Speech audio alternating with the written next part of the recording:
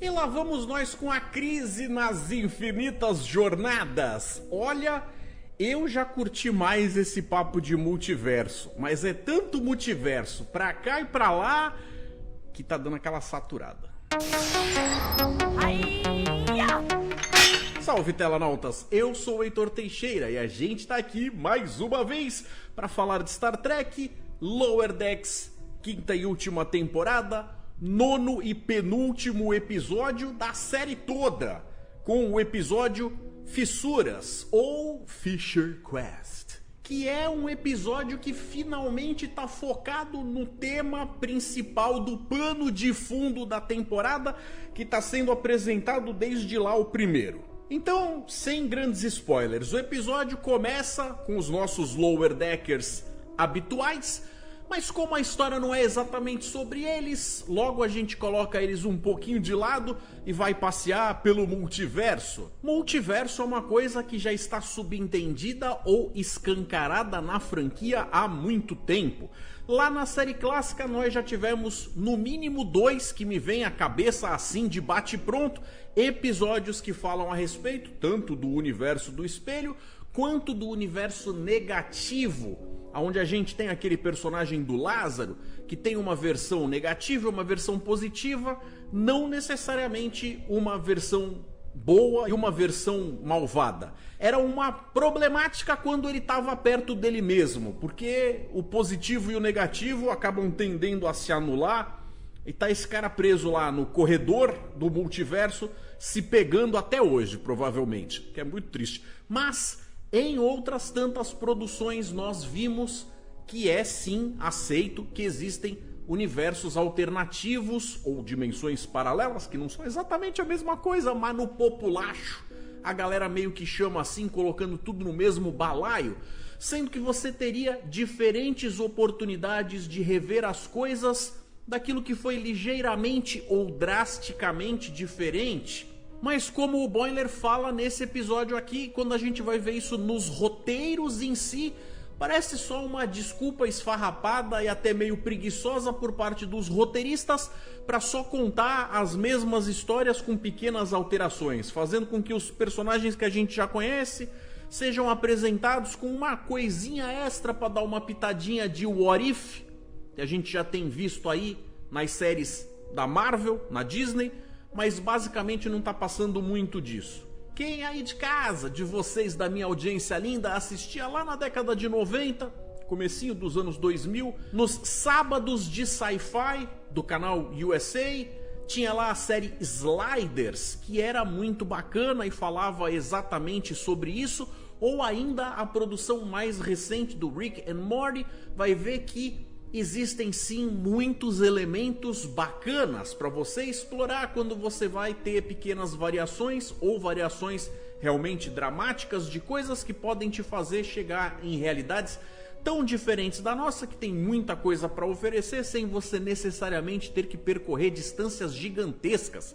Inclusive isso vai estar citado de uma forma bacana, mas eu vou tratar mais sobre isso na parte com spoilers. Então, ainda falando sobre isso, é evidente que eles usaram inclusive essa desculpa para quando aconteceu aquela quebra entre a Paramount e a Viacom CBS, os direitos autorais que ficaram divididos entre a parte televisiva e cinematográfica, eles acabaram fazendo aquela tal regra velada, que a gente sabe que existe, mas eles nunca deram o braço a torcer, da diferença dos 25%, o que acabou resultando na Kelvin Timeline e no Spock do Zachary Quinto, o Kirk do Chris Pine. De qualquer forma, já estava na hora deles fazerem uma reunificação, ou uma unificação. Onde é que eu vi esse nome recentemente? Dá uma olhadinha no card.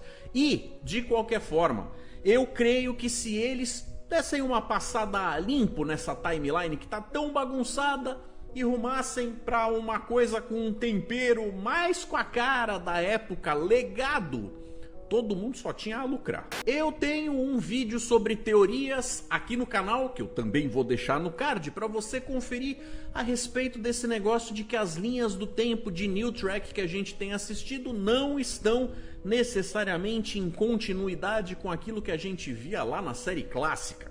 Mas estão em continuidade muito mais com a série Enterprise, que seria aquele ponto de bifurcação onde ela em si está meio que perdida num limbo conceitual e ela faz um desfecho para as coisas que vieram antes e é uma abertura para as coisas que vieram depois. Fica mais fácil se você assistir o vídeo. De certa forma, a reclamação que muita gente faz de o que está sendo feito recentemente não é canon, não procede. Tudo é canon, só não é a mesma continuidade, infelizmente. Então, se você curte papos como esse, onde não tem simplesmente um carinha falando gostei ou não gostei do episódio, mas se dá ao trabalho de dar aquela nerdeada falando a respeito do que gosta, com um pouquinho mais de embasamento, vem fazer parte do canal na tela, deixa o seu like, seu joinha, balança o sininho e considere se inscrever no canal, vem fazer parte da família nerd / tracker mais fofinha da internet, eu garanto. Quem quiser mandar suas mensagens para poder participar aqui do programa, é só dar uma lida nas regras que vão estar na descrição desse vídeo, como fizeram os telanautas que estão participando do momento dos telanautas lá no final do vídeo, então fique até o final para não perder nada. Eles vão comentar sobre o episódio anterior a esse aqui. E é claro, fica aqui o meu aviso de spoilers, porque daqui para frente eu vou falar das coisas sem necessariamente medo de estragar a surpresa de ninguém, então estejam avisados. Pode-se dizer que foi um episódio que foi a maior salada de fruta de cameos, ou seja, de participações de personagens especiais conhecidos de outros lugares tantos da franquia, o que por um lado é um deleite, porque você tem a oportunidade de ver rostos na sua versão 2D de personagens que a gente gosta, e é a oportunidade desses atores voltarem a interpretar os seus papéis. Mas o que também não pode ser tratado como si só sinônimo de qualidade, porque não adianta nada se a história não for boa. Calma, já digo se eu gostei ou não. A gente então logo é transportado para ir ver o decorrer da história dentro de uma nave da classe Defiant, vejam vocês, comandada pelo Boimler duplo. Aquele que tinha sido duplicado do Boimler da série normal, tinha sido dado como morto, mas a gente tinha visto que ele tinha sido meio que abduzido, salvo por uma galera meio sinistra, era a Seção 31. E como é de costume, as naves de Star Trek costumam ser nomeadas em relação a algo que tem um determinado valor, que traz uma determinada história ou que carrega por si só um determinado algo muito significativo. Dessa vez o nome da nave, Anaximander, de 610 a.C., que foi um geógrafo, matemático, astrônomo, político e filósofo pré-socrático, discípulo de Tales. Seguiu a escola jônica, cujos relatos doxográficos nos dão conta de que escreveu um livro intitulado Sobre a Natureza. Contudo, essa obra se perdeu, ou seja, basicamente, o nome da nave é para homenagear um cientista da antiguidade. Ele foi um estudioso e se atribui a ele a confecção de um mapa do mundo habitado, a introdução na Grécia do uso do gnomon, ou seja, um relógio solar, e a medição das distâncias entre as estrelas e o cálculo de sua magnitude. É o iniciador da astronomia grega, ou seja, o cara não era pouca coisa não. Então, no meio dessa patota toda que nos está visitando, a gente tem, como eu falei, o Boimler na sua versão Seção 31, a T'Pol, que também foi casada com o Trip durante um tempão, ou seja, nesse mundo de onde ela vem, ele não morreu do jeito que ele morreu no fim da série. A gente tem o Curzon Dax, que ainda não transferiu o seu simbionte para Jadzia. A gente tem o Garak, que é aquele cardassiano sinistro, espião, que na verdade seguiu carreira de medicina na Frota Estelar. E, vejam vocês, se casou com uma versão holográfica do Bashir. E também tem uma versão mais Caxias da Mariner, que seguiu pelos caminhos de manjar mais de engenharia, se dedicou aos estudos, e uma cacetada de Harry Kins. É claro que isso abre margem para todo tipo de piadoca, algumas melhores, outras nem tanto. E esse negocinho dessa estrutura de What If, olha, não sei se isso por si só chega a dar o tempero que os caras acharam que a série ia ter, ou o episódio, mas de qualquer forma é algo que possibilita a gente estar com este punhado de personagens em particular da forma mais improvável, todos juntos, fazendo algum grau de sentido, vai. Eles, quando começaram a mostrar esses personagens nos seus lugares individuais, montando um pouquinho das suas histórias, começou a me parecer que eles iam seguir por aquele caminho dos sketchzinhos que estavam rolando com os superiores no episódio anterior. Porém, desta vez, por sorte, isso não durou tempo o bastante e logo eles se focaram em realmente contar a história do episódio em si. Que bom. A grande revelação, então, fica por conta da gente descobrir quem é que são os causadores das tais das fissuras. Que vejam só vocês, a gente vai revisitar uma personagem que a gente conheceu no filme First Contact, ou Primeiro Contato para os íntimos, que era a Lily, a ajudante do Zefram Cochrane, que dessa vez embarcou em uma nave que não tem dobra. Na verdade, o que ela faz é abrir a tal da fissura para que ela viaje para outras realidades, e não necessariamente para grandes distâncias no espaço. Achei curioso que eles inclusive tiveram o cuidado de colocar que esta patota aí tem uma primeira diretriz que proíbe eles de entrar espontaneamente em contato com outras espécies que não tenham desenvolvido por conta própria a capacidade de saltar para outras dimensões ou outras realidades quânticas. E é claro que no meio de tanto Harry Kim, em dado momento a gente vê que justamente aquele que faz a piada máxima do fato desse personagem ter sido promovido é que deixa claro, através de pequenas dicas no começo, depois bastante escancarado, que ele é o vilão do episódio.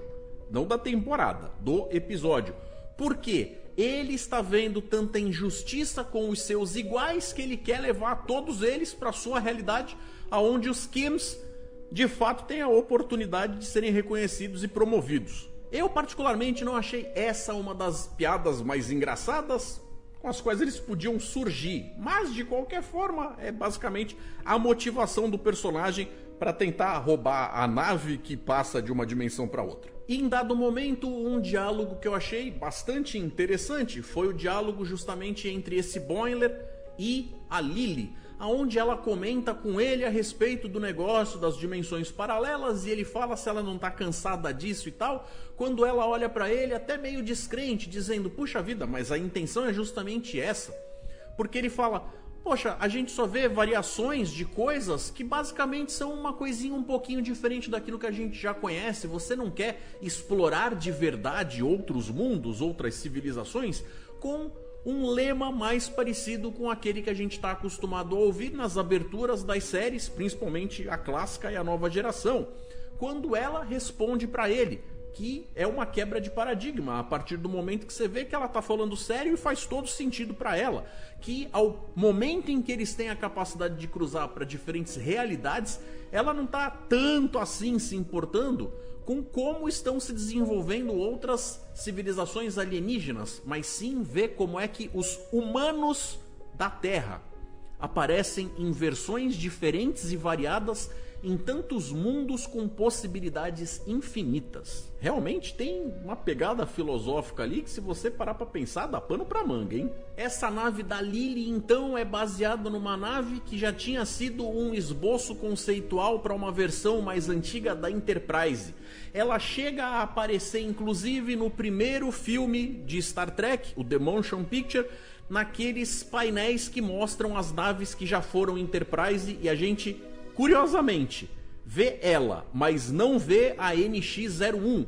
Existem várias explicações que são distorções do tema simplesmente para fazer a série Enterprise poder caber, mas isso também tá lá naquele meu vídeo de teorias, corre lá e dá uma olhada. Lembrando que até como uma homenagem ao personagem do Archer e principalmente o seu cão, o nome da nave é Beagle. Ao longo do episódio eles acabam caindo lá num planeta onde os bichos que deveriam ser super fofinhos acabam se mostrando bastante ferozes naquela realidade em questão. E aí, para poder fugir, eles têm que usar também a ferocidade do Curzon, que acaba sendo ferido, e quando está perigando morrer, a gente tem a T'Pol justamente fazendo um download do Catra dele, um backup do Catra dele, que não seria um Catra só, já que ele teve múltiplas vidas antes daquele momento. sendo que eles temem que não vai dar tempo de conseguir entregar esse simbionte para o seu próximo hospedeiro.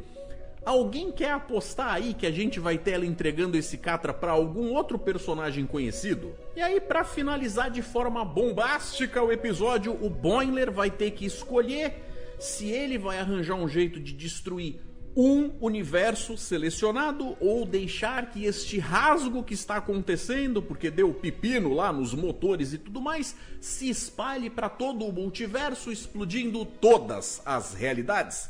E é claro, ele acaba escolhendo o seu próprio universo, o que de certa forma é só uma desculpa para eles jogarem de volta a bola para os personagens principais dessa série, que a gente viu eles no começo do episódio, depois a gente veio passear, dar uma voltinha, mas está na hora de entregar para eles fazerem o seu ato heróico no último episódio, que vai vir semana que vem, sendo que a desculpa que ele dá é: eu confio nos meus amigos e na sua capacidade e sei que eles serão capazes de resolver tudo isso aí. Eu achei então, no fim das contas, um episódio muito bacana por um lado, mas que, por mais que tenha apresentado um monte de coisas que seriam bacanas de forma potencial para qualquer ideia, qualquer semente de ideia que você fosse fazer para episódios futuros, sendo que isso daria fácil até uma própria série de Star Trek que tivesse essas ideias de viagem para universos paralelos,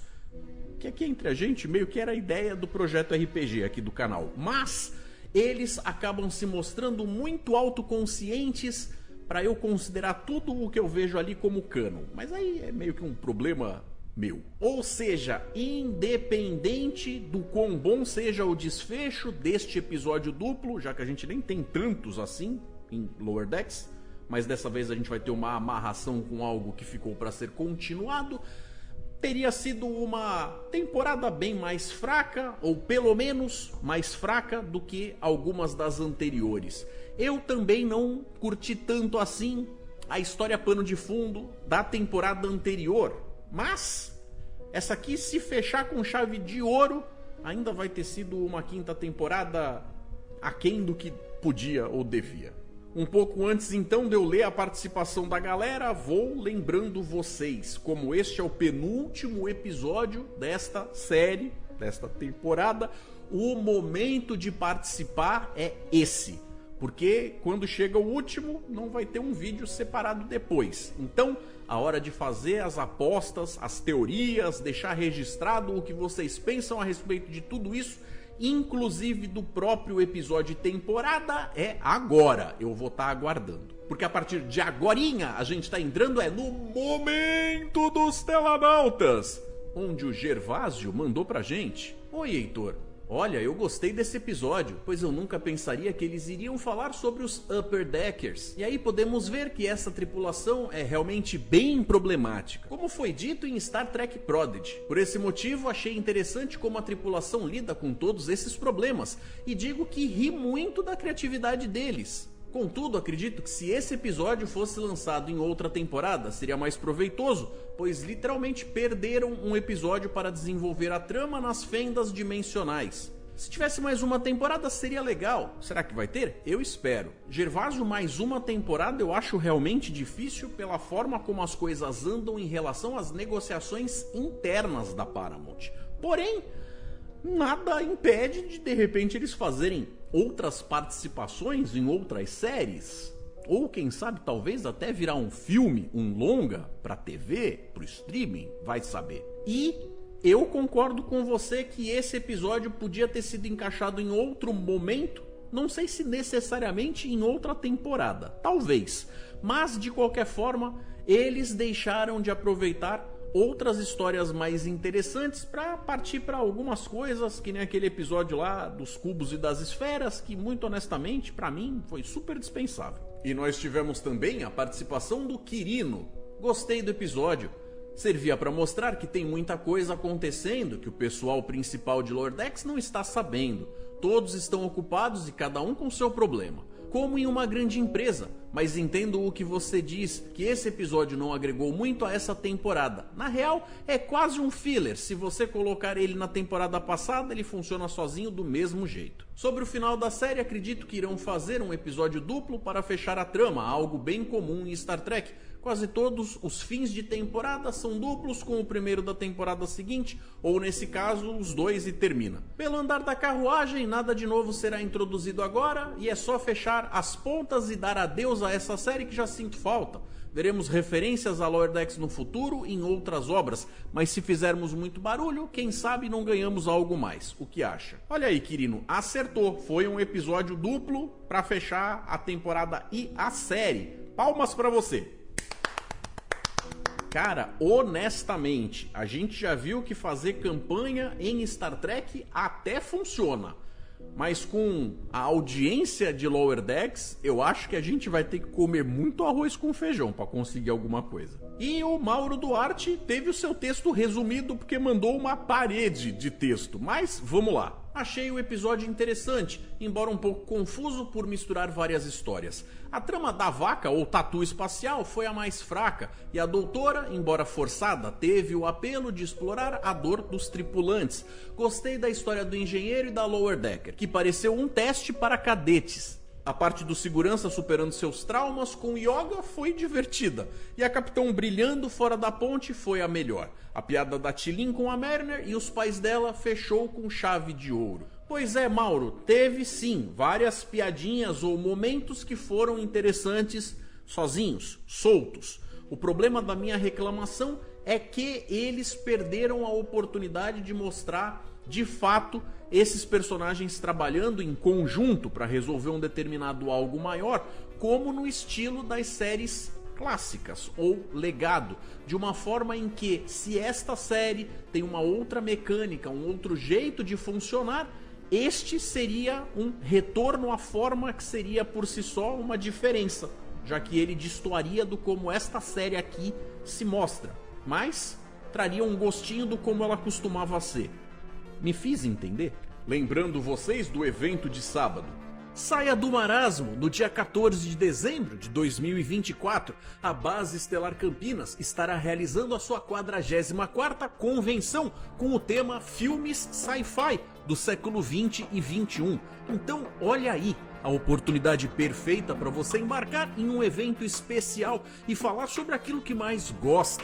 Esse pessoal é fera e sempre faz os encontros mais bacanas. Eu garanto, já participei de vários e nunca me arrependo. O início será às 14 e a entrada é gratuita. Se você puder, faça uma caridade e doe 1 litro de leite. Anote aí o endereço. Biblioteca Municipal Professor Ernesto Manuel Zinck, que fica na Avenida Benjamin Constant, 1633, no centro de Campinas, em São Paulo. Para mais informações, acompanhe a base nas redes sociais. Então é isso, galera. Agradeço a audiência de vocês por terem assistido até aqui. Fiquem com 2 sugestões de vídeo para seguir com o meu conteúdo. Um forte abraço, galera. E até mais.